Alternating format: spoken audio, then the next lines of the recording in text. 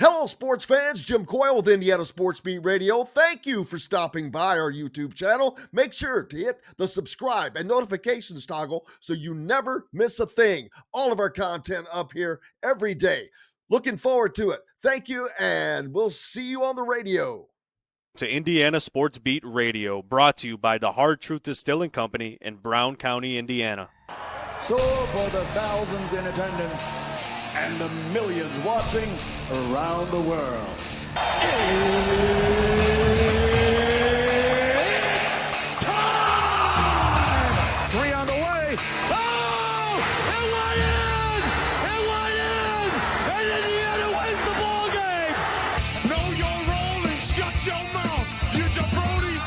Float game for the win! Ayler's gone. Goodbye. Touchdown, Indy. Woo! IU. America. They got a football team now. It's pretty simple. I win. Google me. You know that I'm the cream of the crop. Now, from the Hard Truth Studios, here's Jim Coyle. Welcome back to the Hard Truth Distilling Company studios on this Thursday. Joined now by Coach Shannon Griffith from Hoosier Tailgate and thehoosier.com. How is it going? It is going good. Good day. Yesterday finally wrapped up a big search for the Hoosiers. Got a good one there with Coach. Very kind of Signetti-esque, not as bold, let's say. He was a little more, I guess that's the best word to put it, not as full of piss and vinegar as Kurt is, but I think that they're cut from kind of the same cloth, although I'm still, Kurt Signetti is a grinder. Yeah. Well, I think the commonality is both had won at every stop they've been at, essentially. And, that speaks for itself. That's, going in and doing the job that they're expected to do. They won. And when you win, you get noticed, and that leads to the opportunities that they both got. And you can just tell by West Virginia's reaction or Pat McAfee's reaction that they lost a pretty darn good coach, and they had a lot of high hopes that he was going to restore them, back to the promised land there at West Virginia. So another good hire by Scott. I think that's the thing that speaks out. And, for a guy that's only been sitting in that true seat here for just a few years, I think you could tell by how he's handled these last two hires. Speaks volumes. Like, I think I heard you say that maybe he's learned from mistakes, previous searches and things of that magnitude, to the point now where he has his process, and he's done a great job of keeping it close to vest and not leaking things out. So the fact that was able to be done on a search like this, sure, with the importance level of this, shows you how tight this was done. And now, and that's why I was not throwing out crap against the wall to see what stuck, because I knew this was one that whatever's coming out is BS. It's not. I repeat the only things I was repeatedly saying on like the Hoosier.com and responding to comments was, I will guarantee you that is not accurate. I will tell you that is not correct. I will tell you that's wrong. No, I will tell you Brad Stevens is not going to be the coach at Indiana. Right. Was never a serious candidate. Chris Beard is not going to be a coach at Indiana. And there were certain things that I did know were not going to happen. But what was going to happen? No, because that was kept under wraps and spectacularly. And it had to be, because now you see West Virginia fans complaining that this was going on before the very, very end of the season. And, well, yeah, it had to be. It started as soon as Indiana started, before they started looking for a coach, really. But all the back channeling, we talked about it for weeks. Right. That there was back channeling going on, and there was. Well, and then there was apparently a 30-minute meeting, Zoom meeting, which I was a little surprised by that they had a 30-minute Zoom meeting, but West Virginia fans are, thinking, well, they wrecked our season on purpose. Well, but whoa. You were picked to finish last. Right. He got you to the NCAA tournament, for God's sakes. So shut up. Fans are they're too emotionally invested sometimes, and that clouds what they say. And that's why I have done my best job that I can to eliminate any kind of fandom in my head, because it clouds your decision. It clouds your opinions. It clouds how you see things. And I don't want that. But I'm not going to lie to you, it's a hell of a lot more fun being on the other side, being a fan, getting to just let your emotions go, because that's a great emotional swing. Games are such great emotional swings. That's why people love sports. You cannot fake that emotion. Right. Well, and I think the one thing is it's fun to speculate as it pertains to who may or who may not be in the hunt for a particular position, whether it be a head coach or assistant coach. The ones that ultimately get disappointed is because they end up politicking for one candidate. And then when that candidate doesn't get picked, they immediately start telling people how bad this hire was. You know what I mean? So that's the one thing I think that I always see with some guys that want to politic for somebody. And then when it doesn't go the way they thought it should go, they're the ones that are ultimately wanting to tear down the hire as being a bad hire from that standpoint. But hey, everything's rolling good. Everything's on a high at Indiana right now. I don't know if I've ever seen a fan base that is excited about two of the top sports in the country, football and now basketball, with this hire than I ever have in terms of Indiana. I just think there's a lot of momentum that I think ultimately leads to season ticket sales, both football, basketball, money coming in for the collective and things of that magnitude that all, shines brightly on the two sports that Indiana, if they can remain in a top of mind atmosphere within the Big Ten and the country. I think things are, on the right trajectory for them to have a great 1-2 punch, something that they haven't had at probably any point in time on a consistent basis.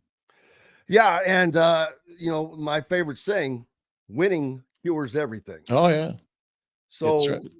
all you got to do is go out, just win the Big Ten, and this will all go away. No big deal. Yeah, just kidding. And I did talk about that because that is the standard. That is the desire for IU fans, as it should be, to win Big Ten titles. But the reality is to compete for Big Ten titles. Mm-hmm. Because this is no longer the Big Ten. It's the Big 18. Yeah. With CLA, with Oregon added in here, with great Oregon has great resources. UCLA, not so much. They're not big into the NIL. And earlier, when I mentioned the resources that Indiana has, and someone said, well, everybody has resources. Everybody has resources, but those resources are not the same. West Virginia does not have Indiana NIL money. Drake does not have Indiana NIL money. Most programs do not have Indiana NIL money. So, yeah, every place has resources, but they are far from being the same. And I think Indiana in basketball was either 1-2 in terms of they're definitely in the top 5. We don't really know exactly, but they are. That's my point. West Virginia was not in that group. No. Drake not in that group. So yes, it does matter. Recruiting, from a recruiting standpoint, the state of Indiana, more resources, tradition. All of that goes together. Fan base, there are few teams in the country that have that. Indiana just was not able to take advantage of it. People asking about the URL for the bracket. It's ESPN. Just go to ESPN, far right fantasy tab. Go down and see, what does it say on there? Once you get in there, men's tournament challenge. Just go to the men's tournament challenge under the fantasy tab on ESPN. Look for Indiana Sports Beat Radio, and the password is simply Indiana 2025, capital I. Jump in. Let's see who. As soon as I get done with everything today, that's my first order of business. Then I want to bet on this. I normally don't, but I'm going to do what a friend of mine does every year, and he bets every game, takes the underdog money line, and that is supposed to pay out every time. Now, if you bet $5, that's a $160 bet. And if you bet $10, it just doubles. Mm-hmm. But you got to bet to win, right?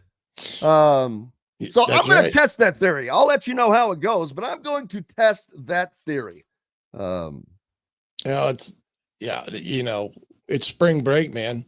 I think Indiana spring break comes up starting Friday. Last practice here before the spring break today, probably all but over. Right now they're at the complex for the Hoosiers, and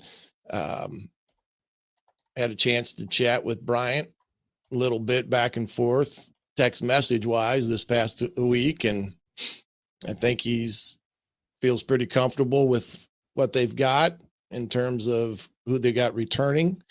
Of course, I said Aiden Fisher makes that a lot better when waking up. Who did you say you spoke with? Bryant. Oh, yeah. B-man. Yeah. And he likes what he's got in the back end. So, but let's talk about exactly that, what he has. Of course, he's got, you just mentioned the centerpiece to that, Aiden Fisher, who I'm going to be surprised that with Indiana's unbelievable rise on the defensive side last year, led by Aiden Fisher and company, that he is not an first team All-American next year. That's hard to get. Yeah. But when you're able, and I don't understand why it is not seen this way nationally, but when you are able to do that at an Indiana, when you're playing against Oregon and Iowa and Penn State and Illinois, that's supposed to make it harder. Yeah. That's supposed to make it more special. I always go back to Anthony Thompson when he was doing what he did and didn't win the Heisman, should have won the Heisman, but he was doing it against. And the same with Tevin Coleman, doing this against Ohio State, against Michigan State, against Penn State. That's what's harder. You're doing it from Indiana. Please. But we'll see. But yes, D'Angelo Pons, another great piece back. They've got some great pieces, and they lost a few. CJ West off the line. They've got some guys, but they brought pieces in. What is it looking like right now? Well, I just think that the secondary is an improvement upon what they had a year ago in terms of having more back and getting the kid from Pitt, the other corner, and then Boykin, this kid out of North Carolina State, on top of what they already have in place. I think the biggest question mark is who they're going to put next to Aiden for the year. They worked a couple kids in that spot during the season, especially when Walker was down, that they feel confident in. And then up front, that's probably the biggest thing. You lose the CJ West, Carpenter. That's probably where they got hit the most in terms of talent. Those two guys were a pretty big part of it. So we'll have to shake out and see what happens. And I think Mendoza is showing. Wait a minute. Or do you mean Fernando Mendoza? Yeah, I think Fernando I think that's how he should be introduced. And starting at quarterback for the Indiana Hoosiers, Fernando Mendoza.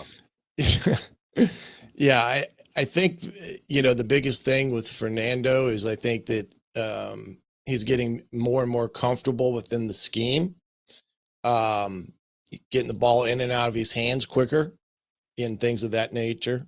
And he's going to have to learn to trust the protection, because a year ago he was sacked some 41 times. So you get into a new situation, you've got to eliminate that mindset that you're hitting your third step and all of a sudden you're running because you get pressure. But I think he's well on his way to, doing the things that they anticipate that he can do. And, running back, wide receiver, I think, man, they got pretty good rooms again this year. I think the biggest question mark on offense is going to be the tight end spot. And I think we've talked about this before because of what Horton gave them all the, last year and previous years, being able to flex out, attach, unattach, be able to be involved in the passing game, but a really good blocker at the point of attack or on the perimeter. So I think that's going to be, who is that guy going to be for Indiana this year? Or do they change their mindset there with the tight end and maybe go to more 4 wide receivers in situations instead of keeping the tight end in the game? So I think where they're at right now is a positive. I think Coach Signetti feels that by all means they're a step ahead of where they were a year ago at the same time. But they still have some work to be done and get themselves in the right mindset heading into the spring game. And then of course, into the summer. Welcome back to the Hard Truth Distilling Company Studios on this Thursday. Appreciate you being with us. Jim Coyle here, and joined again by Coach Shannon Griffith as just finished up with Chris Denary. A lot of talk there about Jalen Hood-Schifino, Thomas Bryant. In addition to Jalen Hood-Schifino, like I said, he's been playing incredible basketball. I've been chatting with his uncle, and hoping to get both of them. He ironically, Jalen Hood-Schifino's uncle played at West Virginia. So we're working on getting both of those guys on. Crazy. So and how about Will Wade? A lot of people were kind of throwing his name around, and again, that was not going to happen. He was strong ass offer, man. No, strong ass offers don't get hired at Indiana. No. He's going to end up at North Carolina State. So he's going into a conference that is very down at a program that is down. And that's a place where he could find a job without question. And he will. Someone asked, let's see, Derby asking, is Osterman, and I think you meant Ostrom, is Ostrom the one that Dan calls tall clipboard guy? He didn't sound thrilled about him, or was in different dude that DeVries will bring over.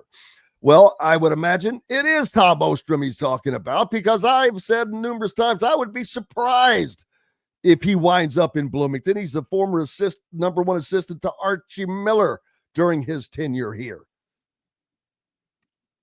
Again, it's not just because of what you see on the court.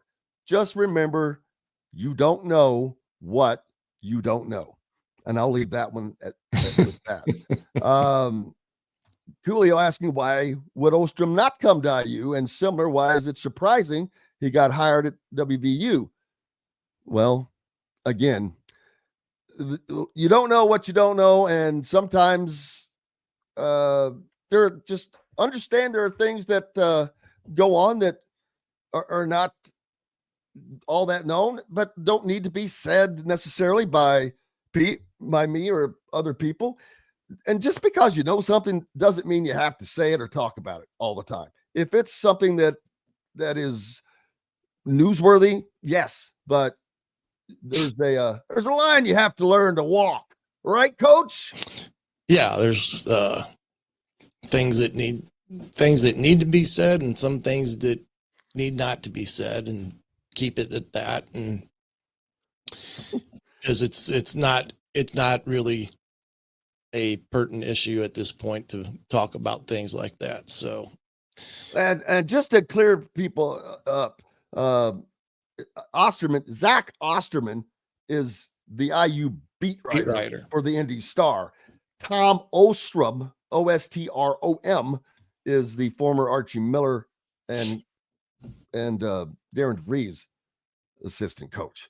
We'll see. Corey Barnett also on that staff, and someone just mentioned a minute ago that they believe that Corey Barnett is interested in the Oral Roberts head coaching job, which that would be a level that I could see him going in. He's got a lot of experience as an assistant. 6 years at UCLA, 5 years at Nevada. Now, all of those spent under Steve Alford, who has won a lot of games, but has had little to no success in the NCAA tournament. But he's got a lot of contacts, man. That's why I've talked about the resources that the recruiting resources that he brings. It would be nice if they could land him. I mean, this is not like New Mexico getting a Corey Barnett or, someplace further out.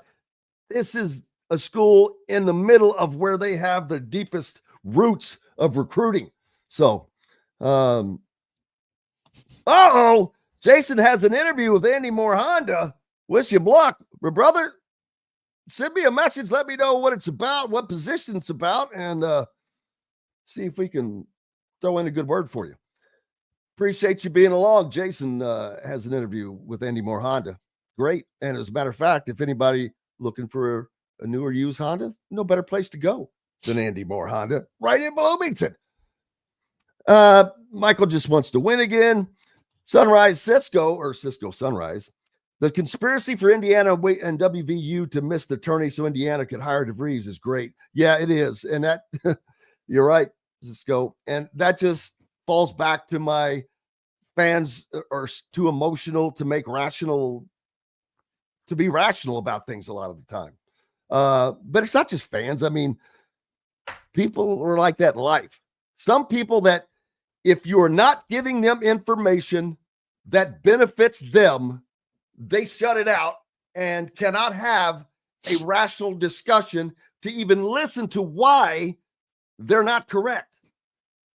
It's amazing, but let's talk some football before we you're getting closer to get all today. Yeah, what I was bringing up, talking defensively, yeah. Yeah, what I was bringing up there after we kind of talked about O&D, there is some interesting suggestions that even Deion Sanders and Belichick have wanted to introduce, or a possibility with this spring game scenario that people have, a lot of schools have canceled their spring game, but their suggestion is they would like to see a NFL type of format where you have a 2-day scrimmage, 2-day working against another opponent. And then the third day you'd have a spring game per se against another opponent rather than against yourself. So that seems to be a hot topic of discussion with everything. I don't necessarily think it would be something that many would go for because of the risk of injury, that type of scenario that you could get into with having something like that. But if you're talking about another way to put butts in the stands, you have a spring game against another opponent per se, kind of a win-win in some respects. And I know they're pushing hard for that. And but a big date's coming up here, April 7th, the final verdict on the NIL, the House settlement that involved. I would be surprised if it's not approved. Right. Get it over with, because I've not really heard of any. There's not going to be any. I don't think there's going to be a roadblock there. But it would, like I said, it would put things in the rearview mirror and let the schools really set forth on the plan to implement what they're going to do, how they're going to do it. The NIL scenarios that are going around. I know there's a question about transparency, and especially centered around NIL and what teams are going to pay kids and things like that. So that'd be an interesting dynamic to see what happens there, whether that becomes public record knowledge because of it's like a state funded school. Does that, are you allowed to get their information about what they are or not? Let me paying? tell you why. Let me tell you why how they're going to get around that. The payments are not actually going to come directly from the school. The conference will use a third party and come through via the conference in essence. Mm-hmm. So that's one way of getting around that. I don't know, how, but can you stretch that out to reach that point? I don't know, because it's interesting. I don't know how long they're going to be able to go with paying these players the kinds of money that they get paid and it not be known, again, especially when it is at a state institution like you just mentioned. Yeah. But well, and the state is not paying it, since the institution itself is not paying it, although they're paying it by having it deducted before they get it. Yeah, right. In essence, right. That's how you get around that. Yeah, and I think the other thing how you do your taxes, just like how you do your taxes. Exactly. What a great point Tyrone says. 3 All-Americans on defense next year with Kamara, Fishers, and Pons. Yeah. And look at that. The line, the linebacker, the secondary. You want to talk about 3 anchors right through the middle, the heart of the defense. Having All-Americans at those 3 positions, you're set. No, you're not perfect, but yeah, you can build around that's better. It's better than having 2 All-American DBs and an All-American lineman. This really gives you balance in all 3 phases of the defense. No question. And those first 2 were big guys that they decided to come back for another season because they could automatically decided to opt for greener pastures per se. But like I said, having those guys back, having Fisher back, of course, he's kind of the quarterback of that defense, makes things a lot simpler, I guess you could say, that you're kind of just turning the car key ignition on and rolling down the highway because of those guys. And again, I think that Indiana was able to add in that secondary what they needed to add to improve maybe some of the issues that they saw last season. And I do think they've got some guys that they got in through the portal up front on the defensive line to plug into the spots that they, got hit from graduation standpoint. So I do think it's going to be a very, very solid team when you talk the top 11 players on offense and defense. Now, the biggest question is always going to be depth and how that all plays out. And it'll be interesting to see in the quarterback room what all transpires there, because if Fernando is the guy, and it appears that way. Fernando Mendoza. I'm going to give you another one. I'm going to have to put that on. Go ahead. Yeah. Well, is Alberto his younger brother? Mendoza. Is he the second? Is he the backup?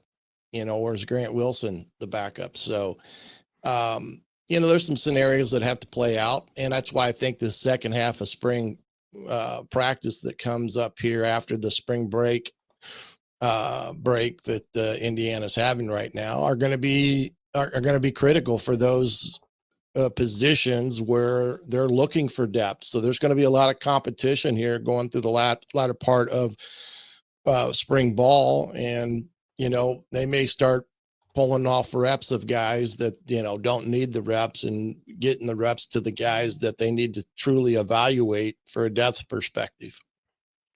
Yeah, and that is something that is always important and has always been a problem for Indiana football, depth, amongst other things. But that is something that is just being built right now, continuing to be built as Kurt Cignetti goes into his second season. Derby mentioned on the hard comments that could be a brutal year for football, and I'm like, I don't think so. I see 8-4 as an absolute bottom. 9-3 as a safe bet, and 10-2 is not off of the table because I think they need and will get a signature road win. They have 3 opportunities for that, and that will commence after playing Illinois immediately, as they will travel to Iowa City to take on the Hawkeyes, following the following week, heading out to Eugene to take on the Oregon Ducks. And then later, heading over to Happy Valley to take on the Nittany Lions. Well, no question that this year's going to be a little bit more difficult than even last year was, just from the standpoint nobody knew what they were going to get from Indiana and whether or not the players that were coming in from James Madison were legit Division I, Big Ten type players. And the schedule helped them out, no question about that, but they were able to get on a roll, and it, panned out for them to get into the college football playoffs. And this year, being that it's going to be a little tougher, is because they're not going to have that sense of sneaking up on somebody either. And I think that was part of the problem with some of the teams last year. This was not the Indiana that they had faced in previous seasons. And it, caught some people off guard, especially in that middle part of the schedule when Nebraska and Washington came in here and kind of got smacked in the nose. And it kind of lightened everybody up to the fact that Indiana was for real. And I do think they'll take that next step forward. James doesn't like my Fernando Mendoza call. Maybe I may be wearing some people slick with it. But, what are you going to do? Man, another fun day. You got it, brother. As always, brother. Look forward to doing it again, as we've got about a month away to the spring game. Month from today, right? Yeah. Thereabouts, something like that. All right. Appreciate you as always. You too, partner. Hey, and I appreciate each and every one of you. We could never do this without you. And we're grateful to have you along for the ride. Back tomorrow to do it again. Todd Leary, we'll hear from him. He was at the presser yesterday. What did he think of the hire? Zach Osterman as well. Go out, have yourselves a great day. Appreciate you. Until tomorrow, I'm Jim Coyle. I will see you on the radio. Thanks for listening to Indiana Sports Beat Radio. Be sure to subscribe to our YouTube page for more clips and team coverage of Indiana basketball, football, and more. You can also find full episodes and tons of other content on thehoosier.com. We'll see you next time for another edition of Indiana Sports Beat Radio.